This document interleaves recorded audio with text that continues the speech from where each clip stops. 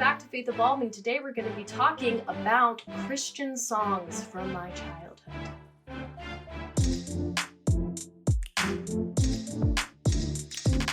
So I grew up in a Christian home, formative in the early 2000s, and so I believe I was raised with the peak of Christian music. Maybe I'm biased, I probably am, but that whole kind of like turn of the millennium kind of situation, 90s to early 2000s, then it went off the deep end. And I'm specifically going to be talking about 5 absolute bangers, just bops, and analyzing them and seeing if they hold up to the test of time. You know, what did they teach a young Mary Clare? We're going to find out. I have, for moral support as I do this, my trusty boombox from childhood. Can't find the cord to plug it in, and we don't have the oh my gosh, big ass batteries that it needs, so here we are. So the antenna on my boombox brought in radio waves that were picked up by my microphone, so I had to super compress the audio and like mess with it so you couldn't hear it that much, so the audio is kind of trash in this video. I'm so sorry. First up, Breakfast by Newsboys.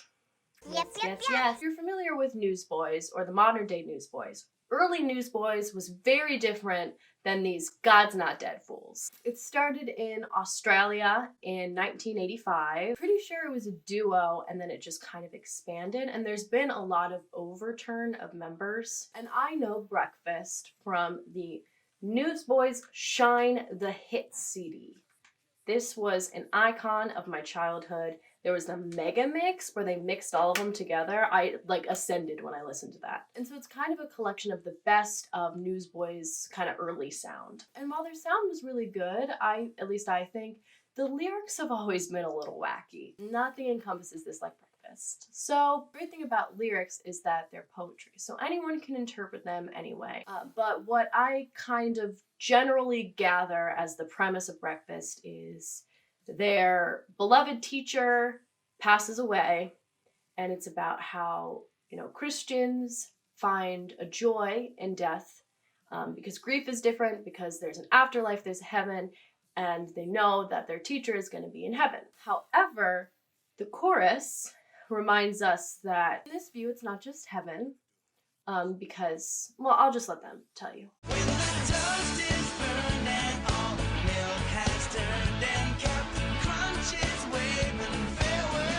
So yeah, that's fun, that's cool. You can tell it's kind of geared towards kids. Yeah, Captain Crunch, those were commercials I saw. But lest you forget that when the big one finds you, may the song remind you that they don't serve breakfast in hell. I'm just gonna let that one sink in for a moment. Yeah, I was going hard to that at like 6 years old. And mind you, I'm from Ohio. I've ridden up and down I-71 a fair few bit of times. So everyone's reminding a young me about hell. And so it caused me quite a bit of fear. I would rate Breakfast a 1 out of 10.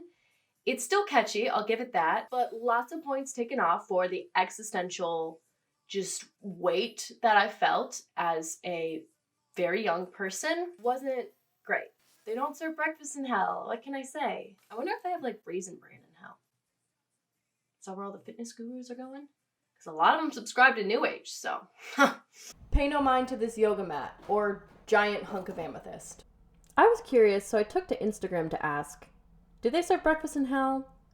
And 58 people voted, with 24 votes for yes and 34 votes for no.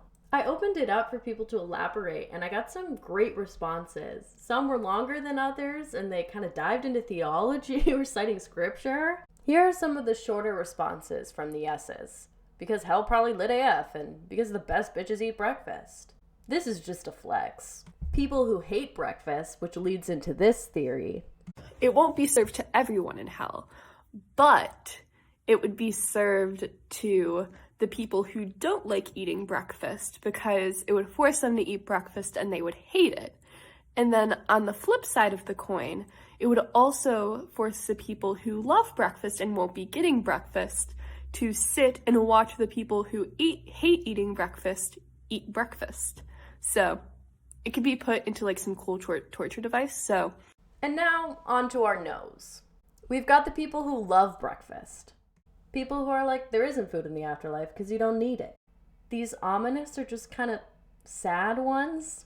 And my two favorites, I'm going to say no, but if they did, it would probably be Toenails and Old Man Nose Hairs, and the Newsboys song says so. All around inconclusive, guess I'll just have to die to find out. So next up we have cartoons. Hidden as a bonus track on Chris Rice's Past the Edges is this wonderful little number. But before I get into that, I do want to acknowledge that Chris Rice has had sexual assault allegations. I loved his music as a kid, but now, like, dude, we were rooting for you. We were all rooting for you. Or maybe I just was. I was rooting for you! So yeah, just want to make it clear, I'm not, advocating for him as a human. I'm just going to talk about a song that came out this was from 1998, yes. So the whole kind of thing is, Chris is like, I was thinking the other day, what if cartoons got saved? Kind of a weird thing to sit around thinking, but it's a fun little kid song, and all of your beloved favorite cartoon characters are featured singing the word you are discouraged from saying during Lent. But to give you a hint, there's a Leonard Cohen song that is that word that is highly covered and in the Shrek soundtrack. But yeah, he gets the Teenage Mutant Ninja Turtles on it. California, even Kermit's in there. Hi, hallelujah. And my personal favorite, his Yogi Bear impression, we've got. Here's the big thing I want to talk about. We get to Beavis and Butthead. And what does this man say? Not worth saving. If you subscribe to the mentality of heaven and hell, you know what? They should burn. Eternal suffering for those two. What can I say? Not worth it. The song isn't really hurting anyone that much. Except Beavis and Butthead, damn. It's kind of fun, it's kind of cute. But 2 out of 10 for Chris Rice's exclusionary of Beavis and Butthead, and it's just kind of an odd premise. Next is an absolute classic, okay? I'm going here. Jesus Freak by DC Talk. Okay, this is off of the Jesus Freak album, came out in 1995. You know what? I'll say DC Talk's music is great. The musicality of it. When I learned the first verse of this song as a kid, I think it was the greatest day of my life.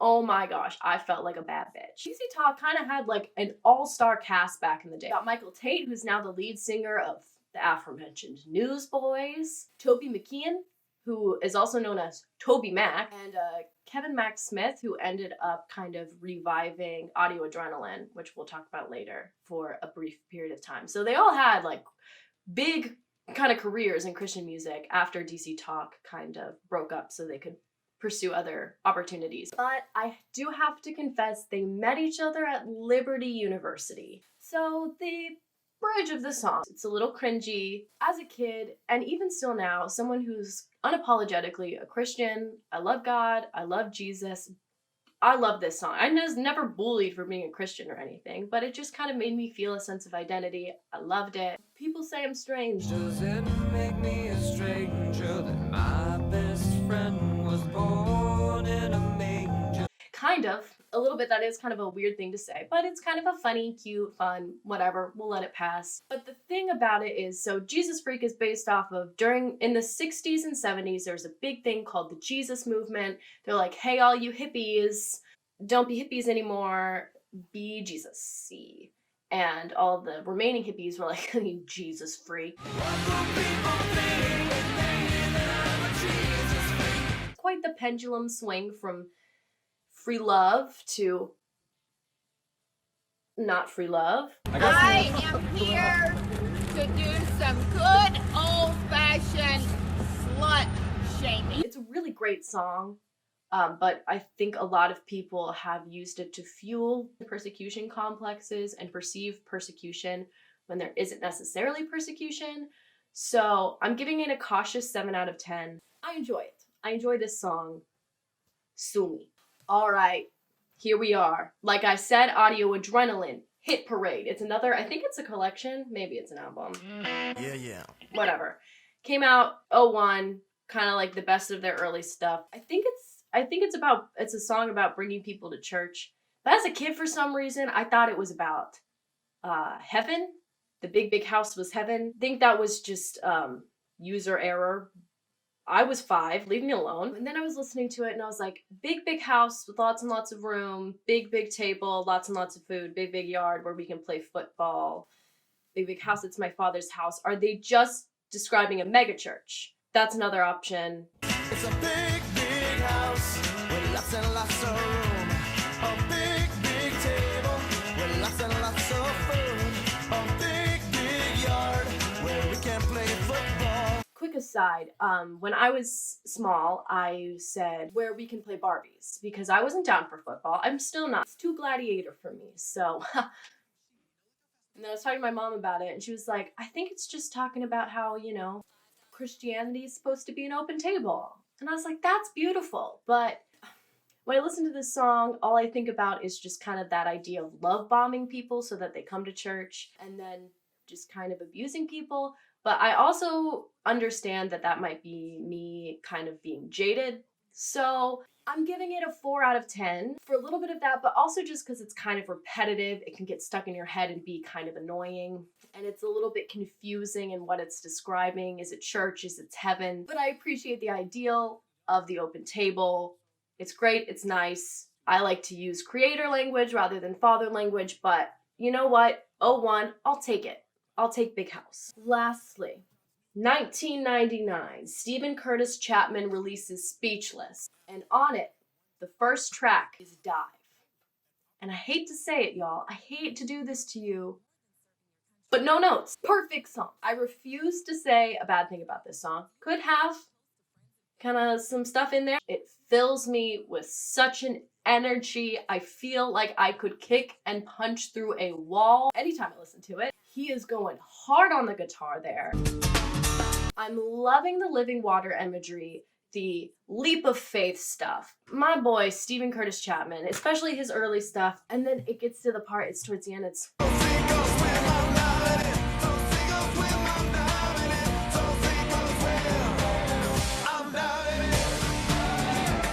That was some white shit. But you gotta be who you are. I can't be anything but this, so might as well shake my little white ass to this song.